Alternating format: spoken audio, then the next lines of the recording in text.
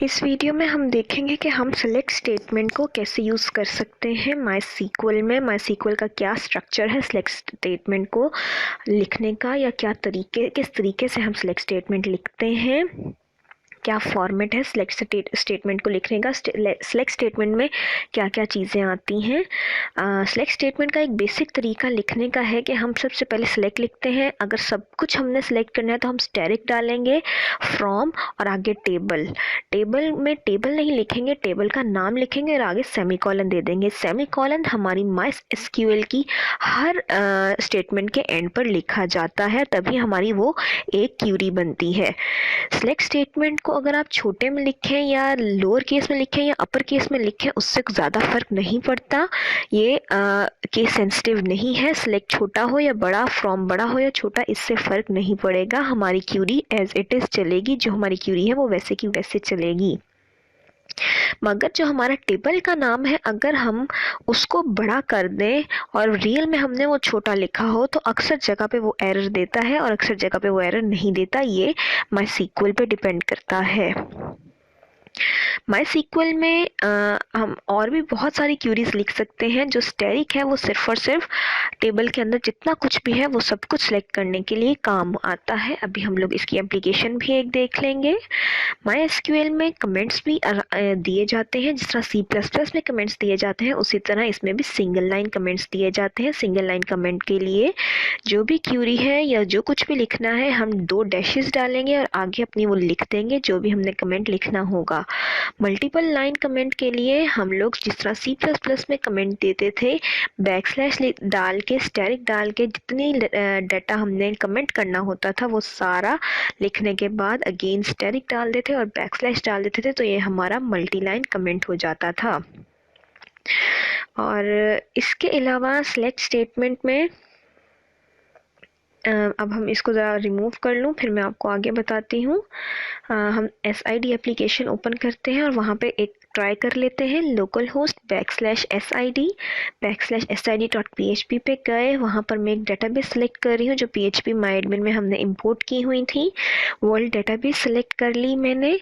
अब यहाँ पर एक क्यूरी लिखते हैं SQL के फॉर्मेट में, सेलेक्ट हेलो कोमा वर्ल्ड, और इसको मैंने कोट्स में लिखा है, सिंगल कोट्स में, सेमीकोलन डाला, गो लिखा। अब मेरे पास वर्ल्ड डेटाबेस में जितना भी हेलो वर्ल्ड का डाटा इस फॉर्मेट में लिखा हुआ था वो आ गया। हमारे पास एक था वो डाटा, वो हमारे पास उसने शो करवा दिया। इसके अलावा एक और सेलेक्ट करते हैं, सेलेक्ट 1 + 2।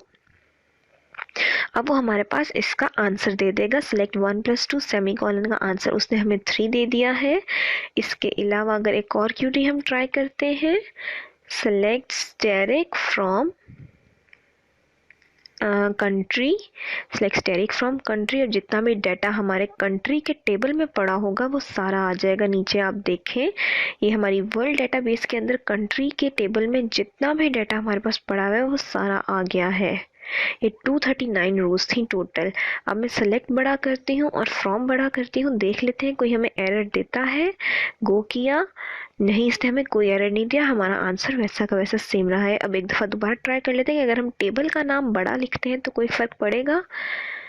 कंट्री को बड़ा लिखा तब भी उसने कोई फ़र्क नहीं पड़ा। ये अच्छी बात हो गई कि हमें अब अपर केस और लोअर केस का ख्याल इतना नहीं रखना पड़ेगा।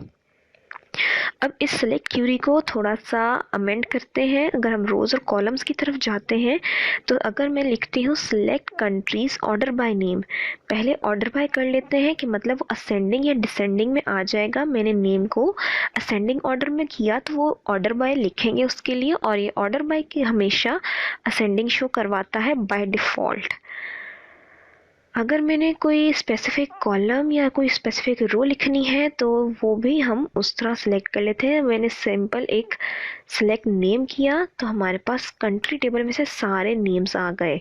साथ हम कोड्स भी सिलेक्ट कर लेते हैं, तो ये सारे कोड्स भी आ गए। Select name, comma code, from country, order by name, semicolon, ये सारे नेम के लिहाज से असेंडिंग ऑर्डर में हैं।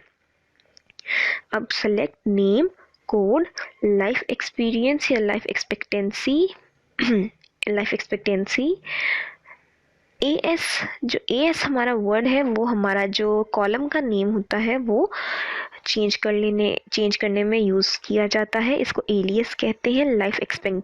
Life expectancy as single quotes में हमने दे दिया लाइफ EXP। तो देख लें हमारे कॉलम का नेम लाइफ EXP हो गया है। ओरिजिनल हमारे कॉलम का नेम लाइफ एक्सपेक्टेंसी था। नेम भी सिलेक्ट हो गया, कोड सिलेक्ट हो गया, लाइफ एक्सपेक्टेंसी को सिलेक्ट कर लिया एज लाइफ EXP। अब देखिए हमारे जितने भी नेम्स हैं वो सारे कंट्रीज़ के नेम्स हैं। तो अगर हम सिंगल कोट्स में नेम को हम चेंज कर दें कंट्री से, तो देखते हैं कि हमारा जो भी नेम का कॉलम है वो कंट्री के नेम से शो होगा या डोनेट किया जाएगा। मैंने ऑर्डर बाय क्लॉज भी हटा दिया। अब कंट्री के अंदर हमारे सारे नेम्स के सारा रिकॉर्ड आ रहा है। एक और क्यूरी ट्राई कर लेते हैं। सेलेक्ट काउंट, ब्रैकेट्स में स्टेरिक डाला, फ्रॉम हमारा टेबल का नेम, कंट्री, सेमीकोलन। हाँ, यहाँ एक एरर दिया है। हम एरर है सिंटेक्स का, तो हमने स्पेस ऐड कर दी है काउंट के ब्रैकेट के बाद। काउंट ने हमारा सारा नंबर बता दिया कि कंट्री टेबल में हमारे पास कितनी रोज थी, क्या डेटा था, कितना ज़्यादा डेटा था।